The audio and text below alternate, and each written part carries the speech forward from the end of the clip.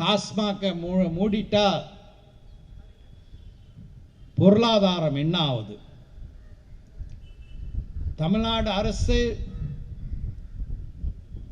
பெருமளவில் டாஸ்மாக் வருவாயில ஏங்கிக் கொண்டிருக்கக்கூடிய ஒரு சூழல்ல எப்படி டாஸ்மாக் கடைகளை மூட முடியும் என்ற ஒரு கேள்வி எழலாம். இங்கேதான் நான் ஒரு முக்கியமான கருத்தை எடுத்து சொல்ல விரும்புகின்றேன். 2015ஆம் ஆண்டு பீகார் மாநிலம் தேர்தலை எதிர்நோக்கி சென்று கொண்டிருந்த ஒரு தருணத்தில் ஒரு கூட்டத்தில் நிதிஷ்குமார் பேசுகிறார். அப்படி அவர் பேசும்போது இன்றைக்கு அவர் பாஜகவுடன் சேர்ந்திருக்கிறார் என்பது அனைவருக்கும் தெரிந்த செய்தி. அந்த தேர்தலில் நிதிஷ்குமாருடைய ஜனதாதள் யுனைடெட் பாரதிய ஜனதா கட்சிக்கு எதிராக தேர்தல் களம் கண்ட காலம். அப்போது அவர் அந்த கூட்டத்திலே பேசும்போது ஒரு பெண்மணி எழுகின்றார். ஜூலை மாதம் அந்த கூட்டம் நடைபெறுகிறது. எழுந்து சொல்கிறார், என் அன்பு சகோதரா, சாராயத்துக்கு தடை விடியுங்கள் என்று கெஞ்சி கதறுகிறார் நிதிஷ்குமார் அவர்களுக்கு முன்னால். நிதிஷ்குமார் சொல்கிறார், நான் முதலமைச்சராக தேர்ந்தெடுக்கப்பட்டால் பீகார் மாநிலத்தில் முழு மதுவிலக்கை கொண்டு வருவேன் என்று அந்த கூட்டத்திலே சொல்கின்றார். தேர்தல் நடைபெறுகிறது. அந்த தேர்தலில் நிதிஷ்குமார் ஆட்சியை பிடிக்கின்றார்.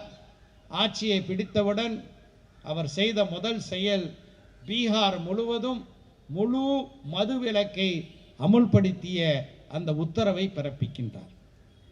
இன்றைக்கு இந்தியாவில் 4 பெரிய மாநிலங்களில் மட்டும்தான் மதுவிலக்கு இருக்கின்றது. அதில் ஒன்று பீகார், மற்றொன்று குஜராத், இன்னொன்று மிசோரம், 4வது மாநிலம் நாகாலாந்து. இதை தவிர முஸ்லீம்கள் அதிகமாக 90 விழுக்காடுக்கு மேலே வாழக்கூடிய லட்சத்தீவு என்ற யூனியன் பிரதேசத்திலும் முழு மதுவிலக்கு இருக்கின்றது. இந்த பீகாரில் மதுவிலக்கு அமலான பிறகு இன்று வரைக்கும் அது வெற்றிகரமாக அங்கே நடைமுறையில் இருக்கின்றது. அங்கே என்ன சூழல் என்றால், மதுவிலக்கை கொண்டு வந்ததோடு மட்டும் இல்லை, யார் மதுவை அருந்துகிறாரோ, சட்டவிரோதமாக தடை செய்யப்பட்ட மதுவை யார் அருந்துகிறார்களோ அவர்களுக்கு 7 ஆண்டு சிறை தண்டனை என்று சட்ட விதிகளிலே திருத்தம் கொண்டு வரப்பட்டது.